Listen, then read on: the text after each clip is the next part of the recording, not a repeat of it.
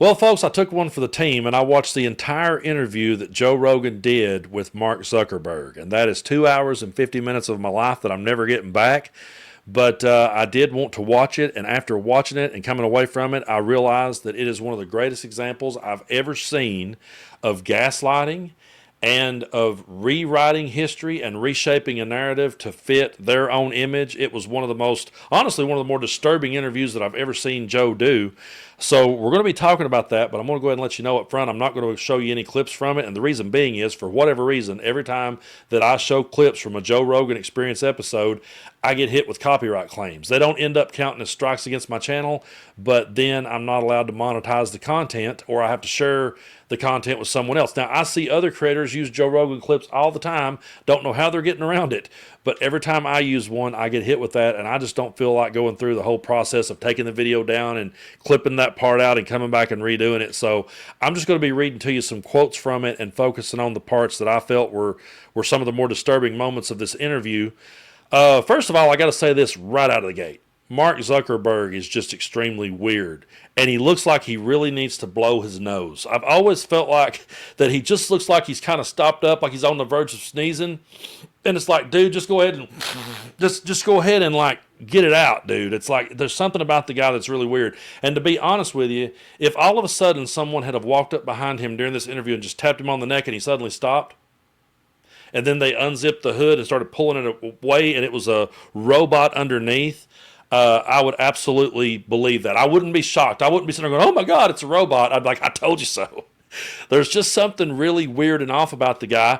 And if I just got right down to if I hit the punchline first and just got that out of the way, if I went ahead and just played the hit first, the hit is that this guy is clearly, if you watch the whole thing, this guy is clearly trying his damnedest to be on the winning side, trying to stay out of jail, trying to appease Trump, trying to bow the knee. That's all this is.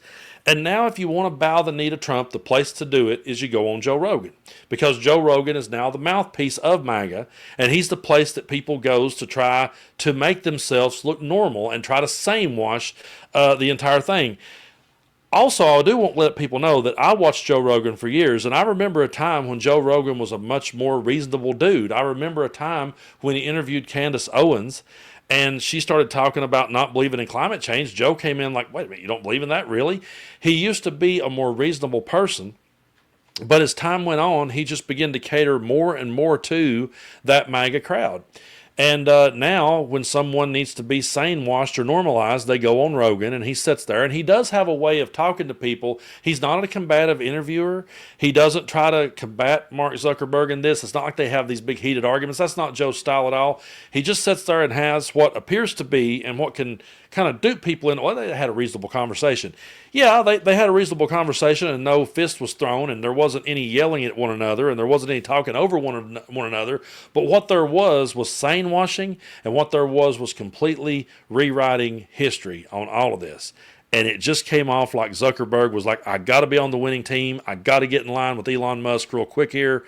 And they started off the interview talking about him removing the fact-checking. They called it moderation. And they immediately tried to steer it to people being unfairly censored. And Zuckerberg said that he believes that the community notes version like Elon has is a much better way. What you do is, if someone says 2 plus 2 equals 4 or 2 plus 2 equals 79, you just let the community decide whether that's true or not. Have them vote on it. I will never understand the argument of let's have people vote on what is true.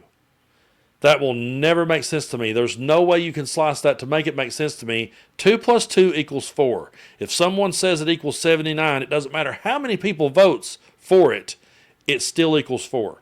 I will never understand that argument. But there's one quote I want to pull up from Joe Rogan. I'm reading the transcript here, because this is where he completely gaslights the audience. This is where he completely rewrites and reshapes history. And I really believe he's doing this because he's the mouthpiece now of Elon Musk. But here we go. It says, this is the administration where Trump was famously kicked off Twitter. That was a huge issue. Like after January 6th, they removed at the time a sitting president.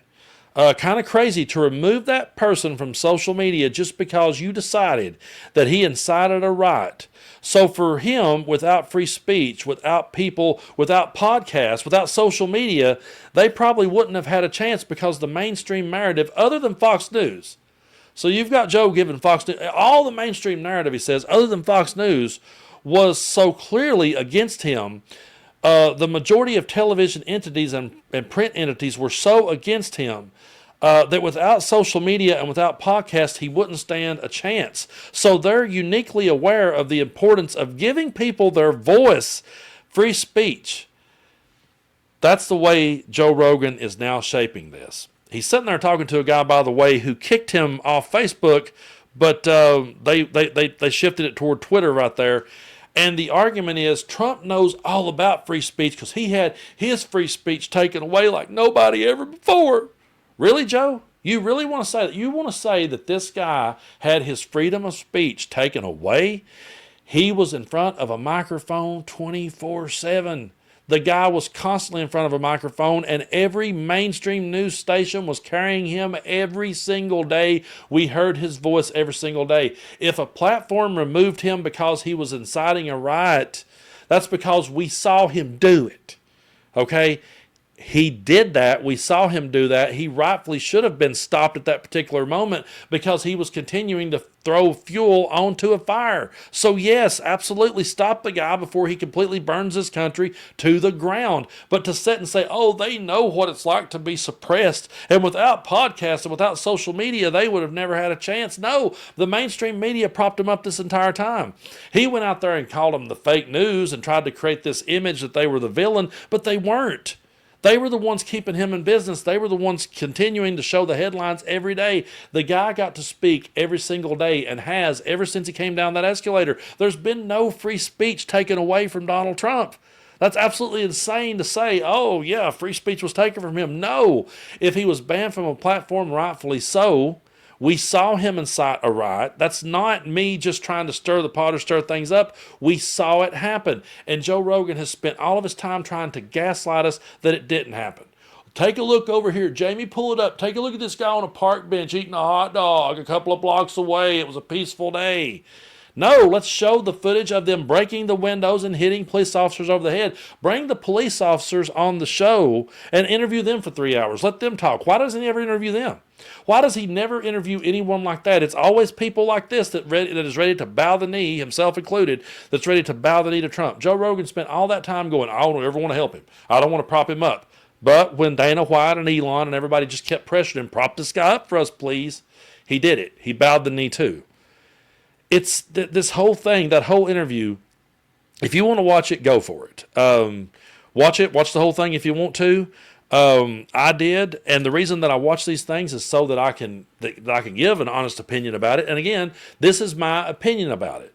And opinions are opinions, and facts are facts. And they did talk at one point in the show about how that Facebook unfairly removed certain things. Some people's accounts got removed unfairly, and I get all of that. I absolutely get every bit of that. I've had it happen to me, and I'll tell you what happened. One time, me and some friends was quoting the movie Sling Blade. Okay, we were quoting the movie Sling Blade back and forth together, and I said, "Go fucking practice, Randy, you tuning son of a bitch." It's a line directly from the movie Sling Blade. Facebook picked that up as bullying. The system they had in place picked that up as bullying. The comment got removed, and I got a warning for violating community guideline violations. I didn't make not one video bitching or complaining about that. I went, oh, okay, well, fine. The algorithm caught that. Okay, whatever. I didn't pitch a fit over it. I didn't think my free speech had been taken away. I didn't think I'd been censored. None of that. I just went, oh, okay, that's what that was. The algorithm picked it up. Cool. I don't give a shit. And I kept moving because that's what reasonable people do. But MAGA wants to go out there, and they want to go beyond that. They want to go out there and just throw whatever they want to out into the world with no checks whatsoever. And they think that's healthy for society. They think that that's perfectly okay. So I want to give an illustration, and I wonder how Joe Rogan would feel about this. Let's say that I just decided today to start telling people that, and I've used this analogy before, so some of you may have heard me do this one before, but I'm going to play this one again because right now it makes more sense than ever. What if I just started a rumor right now that Joe Rogan was sleeping with Brock Lesnar's wife? Yep, every time Brock Lesnar turns his back, Joe Rogan is in there, and he is sleeping with Brock Lesnar's wife every time Brock turns his back. If Brock makes an appearance on a podcast, if Brock's in the ring wrestling on the WWE, wherever he's at, Joe Rogan is at his house sleeping with his wife. Now imagine if I just kept telling that over and over and over. That's not an opinion, okay? An opinion is I can take pineapple on a pizza or not. Okay, an opinion is I prefer the Gibson Les Paul over the Gibson SG. That's an opinion. Okay, I'm of the opinion that I love this snow we're getting here in East Tennessee. A lot of people hates it. I like it. I'm enjoying it. That's an opinion. Okay, but if I sit here and I continue to push this rumor that Joe is sleeping with Brock Lesnar's wife, and then let's say that I start saying to Brock Lesnar, Brock, you better fight like hell, buddy, or you're not going to have a wife very long. She'll eventually leave you for Joe Rogan. Imagine if I said that to the point that Brock Lesnar caught Joe Rogan out in public and just beat the brakes off him. Took him down and gave him some of those good old Randy Orton elbows and just laid him wide open. Would Joe Rogan be cool with that? Would that be free speech? Would that be okay for me to push that out there? And then imagine, Joe, if I did that, you got your ass kicked, you're sitting there with a big ice pack and stitches in your head. I never did this. I never did that. That guy was lying the entire time. And then imagine if I said, well, now wait a minute, Joe. I didn't say that. I didn't tell him to come beat you up. I didn't say that, Joe. I just simply said, if he didn't fight like hell, he wasn't going to have a wife. And I could say that to anybody. I mean, you guys got to fight like hell for your wives. That's all I was saying, Joe. I didn't mean for him to do that. And besides, while you was getting your ass kicked, there was this person over here buying popcorn at the popcorn stand. It was a peaceful day there that day. I don't know what you're talking about. Oh, come on. No. The narrative here has been spun so wrongly against it. No, that's bullshit. It would be bullshit. That's not an opinion. That is me spreading a lie, spreading total bullshit to the point that I got an innocent person hurt. That's what that is, and that's something that we should want to rein in and not let happen. But they come right out now and say, oh yeah, by the way, you can call gay people all the names you want to. You can call trans people mentally ill. You can say anything you want to. You can sit and you can push that person and push that person and push that person till they end their own life, and oh well, it's just free speech. It's bullshit.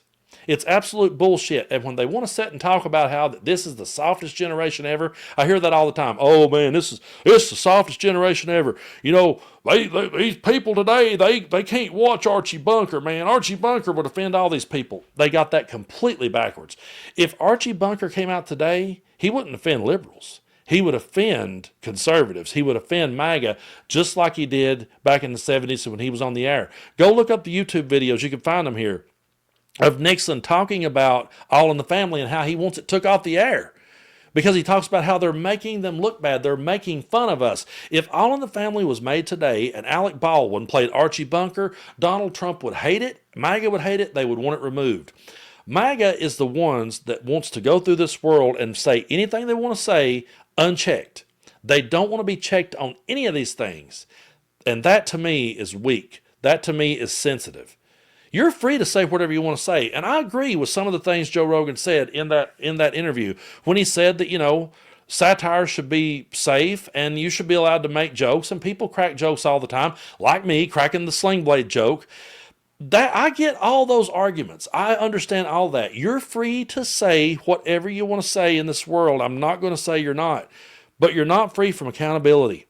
And if someone doesn't want to be associated with your speech, then they shouldn't be forced to be associated with your speech. There are people out there who I never want to platform. There are people out there who you will never see sitting here on my channel because I do not want to platform that person because of their ideas. I'm not going to go out there and have a beer with them and be happy that, they're booing Mitch McConnell. I ain't doing that shit because I want them to be held accountable for the things that they have said. And I don't want to platform that type of thing.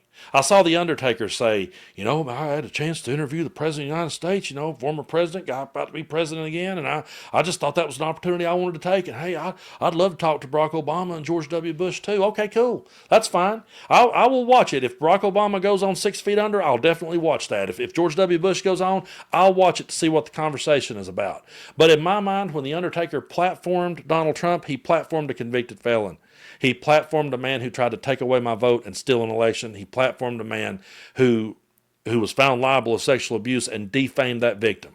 And when The Undertaker had a chance to ask a question about his daughter's future, instead of saying, Mr. President, what if my daughter's bleeding out and needs help? He turned to, what if my daughter has to play sports against a trans person?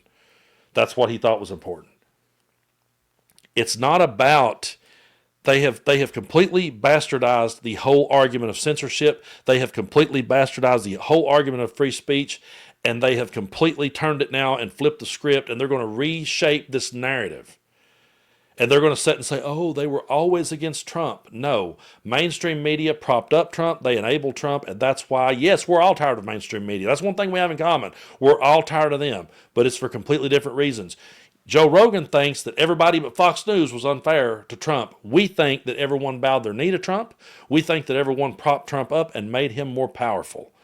And had they called in, if they had held him accountable, held his feet to the fire, and called him out for exactly what he was, and doubled down on it, tripled down on it, we wouldn't be in this mess we're in today.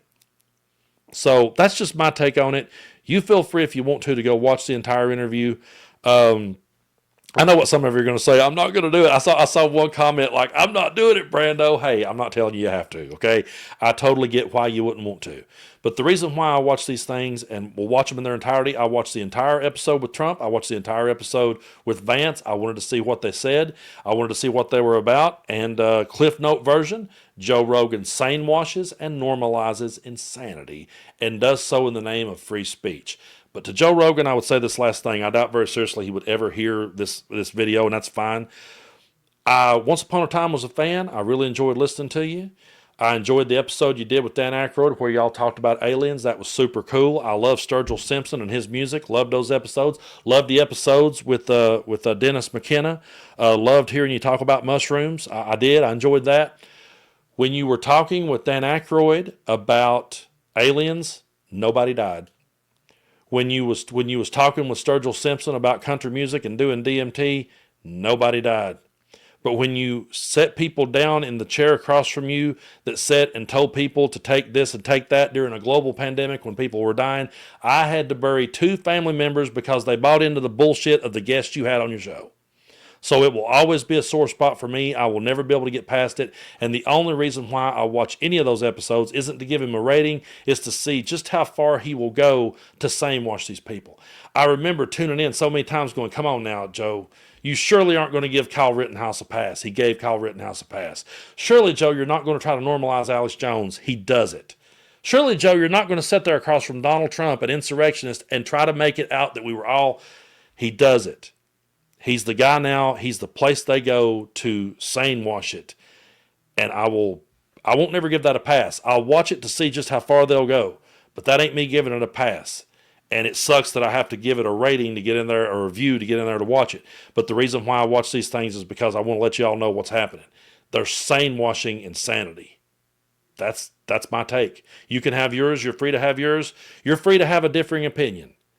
But what you're not free to do is go out there and spread lies into the world, spread misinformation into the world that causes people like me to have to bury our loved ones. That's not something that I will ever give a pass to.